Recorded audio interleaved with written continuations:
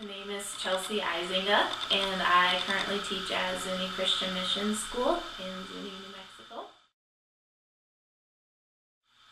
I have taught a total of 7 years. I taught my first year in Florida, and then we have taught 6 years here in Zuni.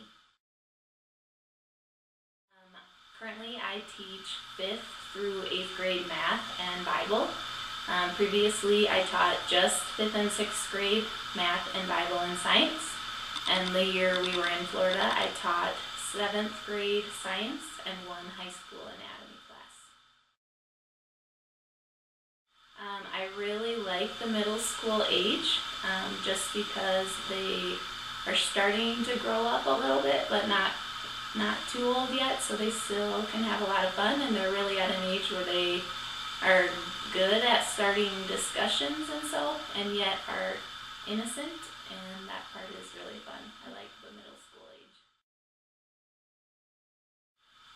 I'd say the most challenging behavior is typically where students choose to talk when you are trying to teach, or disrespect would probably be the 2 behaviors I see the most frequently.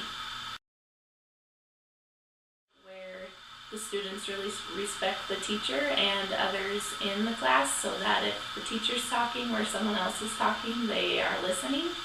And but yet it can be a really fun classroom, so that we have a balance between that there are times that we work and there are times that we have fun and we can put them together, and that it's an environment where the kids feel safe to be able to share and participate in what we are learning, and not feel like they will be judged by me or their classmates or so. So just making it where the kids feel safe to learn and to share with each other.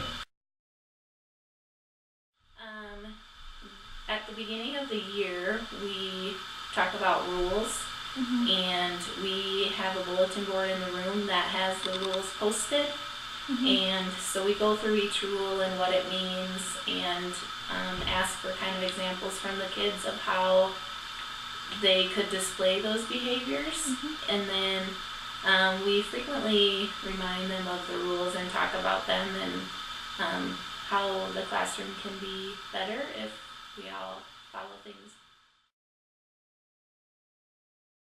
Probably say I'm a little more lenient than I am just a really stern person in the class, but they do know what my limits are and where the boundaries are, and once that's crossed, then they receive it. But they do need to know that from day one, and it has to be consistent.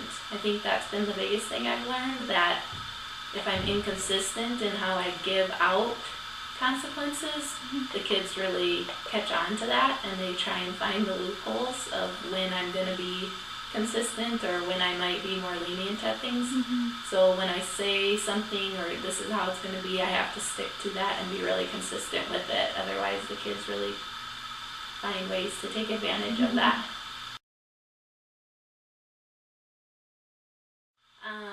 I would say that work really hard to try and build good relationships with the kids, because that really helps with classroom management. I think when the kids know that you care about them and you want to be invested in them and learn about them, that they will want to behave better for you. So I think just really try and show the kids that you care and you want to get to know them beyond just how well they can do in a certain subject, but as a person. And then that really helps with management. But I think otherwise, just really try and stick to being consistent. If you say it's going to be one way, then you have to follow through for each student that way. I do believe that if they have disobeyed, that a punishment is most of the time important. And it's usually through that 3-strike system that we do allow, we do understand that they're kids and that they are going to talk to their friends once in a while, or, nobody's perfect, but which is why they move their names a couple times, which are like their warnings from us. And then once they have reached red, they earn a strike, and then the kids have to fill out a strike card and write what the behavior was that they did and why they received the strike and sign it so that they take ownership of it. And then 3 strikes earns them a detention, which is an hour on a Friday afternoon. And that's usually how it goes. There are some behaviors that we just kind of give right to a detention, but that's kind of at the teacher's discretion. But either language, if they use bad language, or in fighting or so with kids, a lot of the time it's just escalated right to a detention.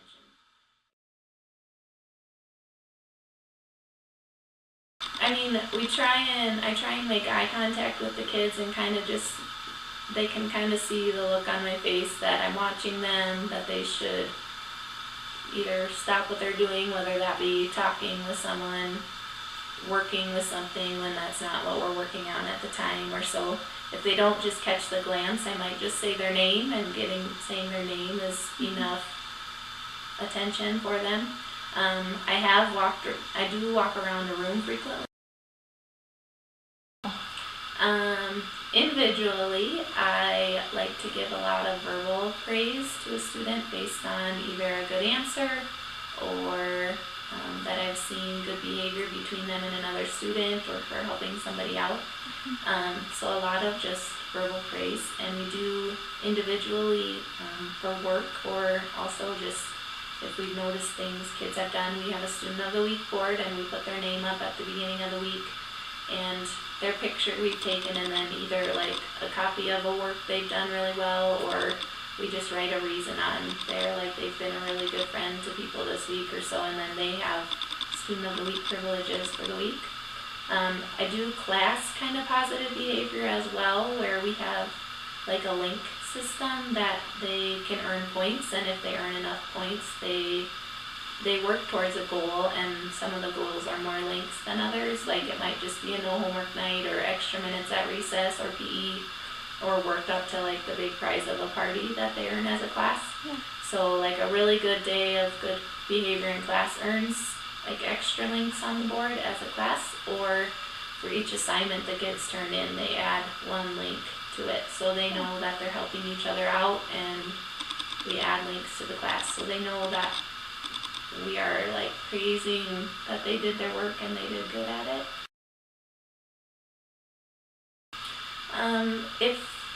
If I notice that they are not getting it and we're kind of in a group setting, like we're teaching the lesson together, I often give examples on the board after we've taught it for a while, and each kid has to do the example in their notebook by themselves, and then we'll go over it. And if I notice one is struggling, I try and just go quietly to their desk and help them by themselves, so they don't feel, like they're being set apart because they didn't get it.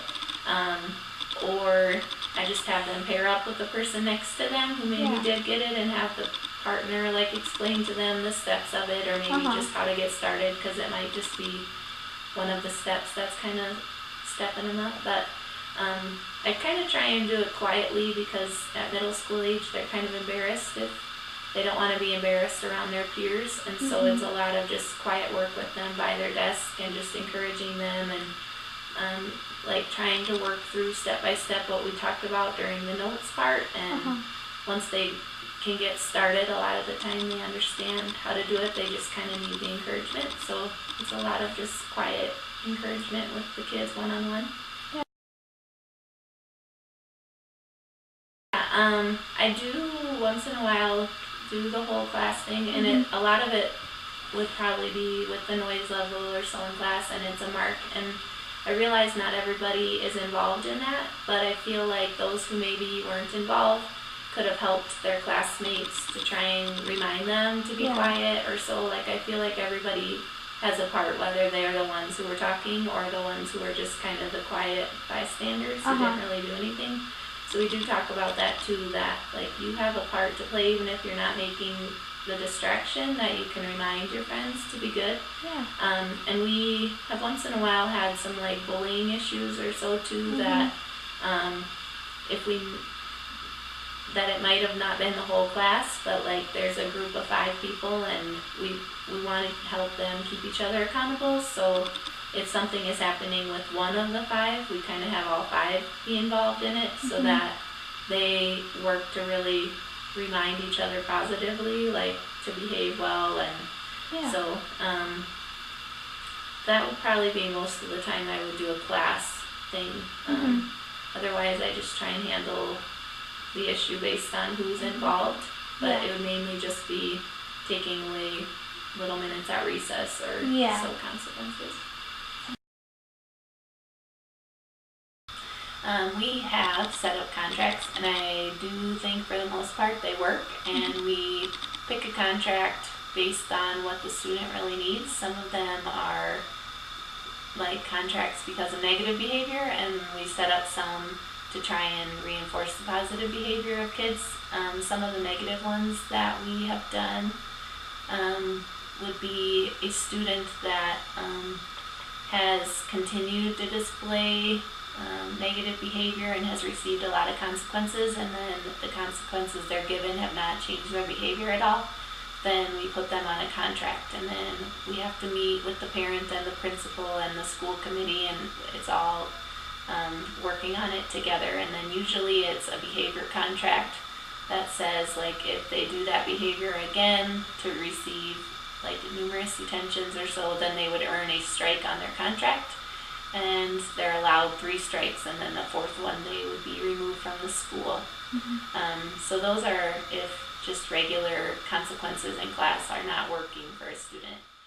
And we have done some more positive contracts with students based on those that work better if they work towards a goal rather than not getting a consequence. So we have set up like a reward system with a student that had displayed a lot of disrespect to us as teachers or lying, and so if he went through a class period with me and did not do any of that and had a really good class, he would earn a smiley face, and then he would do that with each teacher he had during the day, and then he had to work towards a certain number of smiley faces, and then his parents were in with it that they would get him some type of a reward. He was working in 3rd and 4th quarter on a big reward of like getting a new bike because he really wanted a new bike. And then if he had a day where he did lie to us or so, then he'd get a smiley face, and then that just didn't count towards his goal. So that type of contract worked really well for him.